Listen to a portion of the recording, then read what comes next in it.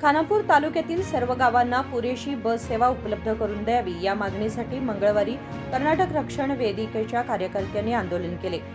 खानापूर तालुक्यात सुमारे 100 गावे असून त्या भागात सध्या पुरेशी सार्वजनिक वाहतूक बस सेवा उपलब्ध नाही। त्यामुळे राज्य सरकारने खानापूर तालुक्यातील प्रत्येक गावासाठी नियमित आणि योग्य बस सेवा सुरू करावी अशी जोरदार मागणी आंदोलनकर्त्यांनी केली। ಉಪಯೋಗಿಸಿರೋ ಬಿಟ್ಟಿರುವಂತ ಬಸ್ಗಳನ್ನು ನಮ್ಮ ತಾಲೂಕಿಗೆ ಕೊಟ್ಟಿದ್ದಾರೆ। ಕಳೆದ ವರ್ಷ ಅಧಿವೇಶನ ನಡೆಯುವಂತ ಸಂದರ್ಭದಲ್ಲಿ ಒಂದು ಬಸ್ ಹೋಗ್ತಾ ಇರಬೇಕಾದ್ರೆ ಬಸ್ ನಲ್ಲಿರುವಂತ ಮಹಿಳೆ ಬಸ್ಸಿನ ಪ್ಲೌಡ್ ಕಟ್ ಆಗಿ ಕೆಳಗೆ ಬಿದ್ರು। ಆ ಒಂದು ಸಂದರ್ಭದಲ್ಲಿ ನಾವು ಹೋರಾಟವನ್ನು ಕೂಡ ಮಾಡಿದ್ವಿ। ಇಲ್ಲಿ ಅಧಿವೇಶನ ನಡೀತಾ ಇತ್ತು, ಆದ್ರೆ ಯಾವ ಸಚಿವರು ಕೂಡ ನಮ್ಮ ತಾಲೂಕಿನ ಕಡೆಗೆ ಗಮನ ಹರಿಸಲಿಲ್ಲ, ಸಂಬಂಧಪಟ್ಟ ಇಲಾಖೆಯ ಸಚಿವರು ಕೂಡ ಆ ಕಡೆಗೆ ಗಮನ ಹರಿಸಲಿಲ್ಲ।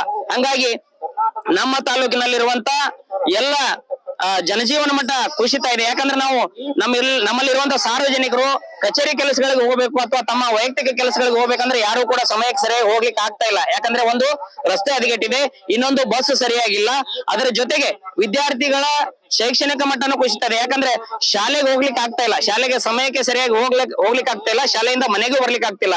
ಯಾಕಂದ್ರೆ ಬಹಳಷ್ಟು ಬೆಟ್ಟ ಗುಡ್ಡಗಳಿಂದ ಕೂಡಿರುವಂತ ನಮ್ಮ ತಾಲೂಕು, ಅಲ್ಲಿ ಭಯಂಕರವಾದಂತ ಕಾಡು ಪ್ರಾಣಿಗಳಿರುವಂತ ತಾಲೂಕು।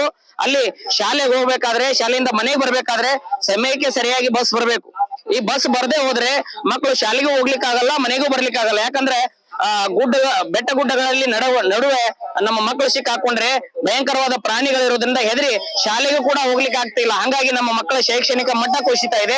ಆದ್ದರಿಂದ ಸರ್ಕಾರ ಇವೆರಡು ವಿಷಯವನ್ನ ಗಂಭೀರವಾಗಿ ಪರಿಗಣಿಸಿ ನಮಗೆ ರಸ್ತೆಗಳನ್ನ ಮಂಜೂರು ಮಾಡಬೇಕು। ಅದರ ಜೊತೆಗೆ ಒಳ್ಳೊಳ್ಳೆಯ ಬಸ್ಗಳನ್ನ ಅತಿ ಕಡಿಮೆ ಅಂದ್ರೂ 100 ಹೊಸ ಬಸ್ಗಳನ್ನಾದ್ರೂ ನಮ್ಮ ತಾಲೂಕಿಗೆ ಕೊಡ್ಬೇಕು। ಅದ್ರ ಜೊತೆಗೆ ಬ್ರಿಟಿಷರ ಕಾಲದಲ್ಲಿ ಧಾರವಾಡ ಜಿಲ್ಲೆಯಲ್ಲಿ ಬಿಡಿ ಅನ್ನುವಂತ ಒಂದು ಗ್ರಾಮ ತಾಲೂಕಾಗಿತ್ತು।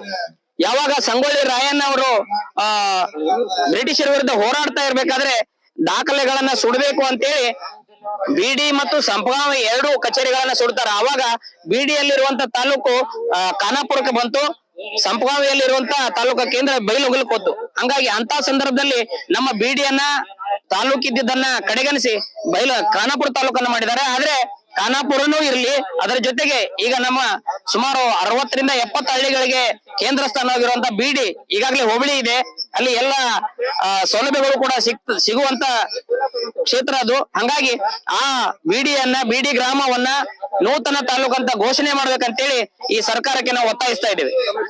ನನ್ನ ಹೆಸರು ವಿಠಲ್ ಇಂಡಲ್ಕರ್ ಅಂತ, ಅಧ್ಯಕ್ಷರು ಕರ್ನಾಟಕ ರಕ್ಷಣಾ ವೇದಿಕೆ ಖಾನಾಪುರ ತಾಲೂಕು।